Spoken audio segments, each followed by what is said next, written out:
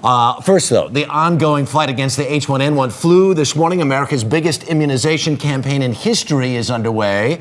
So we have a look at exactly how it's being carried out all over the country. Call it a day in the life of the H1N1 vaccine. Our Dr. Jennifer Ashton is here with more. Good morning. Good morning, Harry. The government has ordered 250 million doses of the H1N1 vaccine, which it anticipates will be enough to cover demand in the United States. But the CDC admits that getting the vaccine out will be bumpy at first.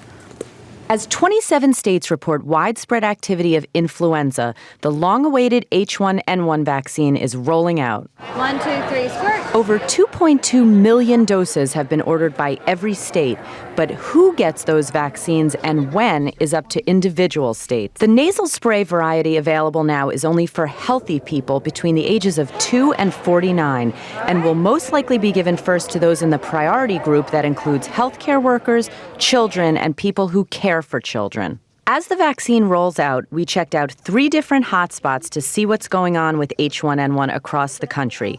Terrell Brown is in New York City. We are inside the Montefiore Medical Center. It's one of the first hospitals in New York City to receive the H1N1 vaccine. The hospital ordered 120,000 doses of the vaccine. So far, 500 doses of the nasal spray have arrived. Yesterday, 2 children were among the first to receive the vaccine.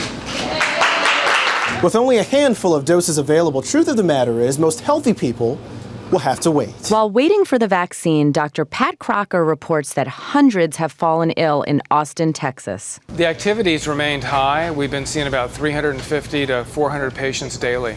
We ultimately had to open this extra tent because of the high volume of patients we've been seeing locally. It allows us to see patients a little quicker and see a higher volume instead of taking them into the emergency department.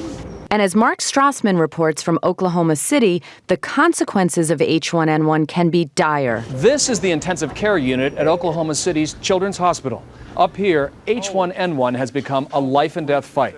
3 kids sick with the virus are critically ill up here. We're going to fight this together. 2 of them are improving, but the third could go either way.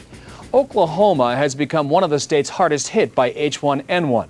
The virus has doubled the everyday caseload in the hospital's emergency room and changed the way this hospital does business. But this flu season is anything but business as usual, and we're just at the start of a very long process.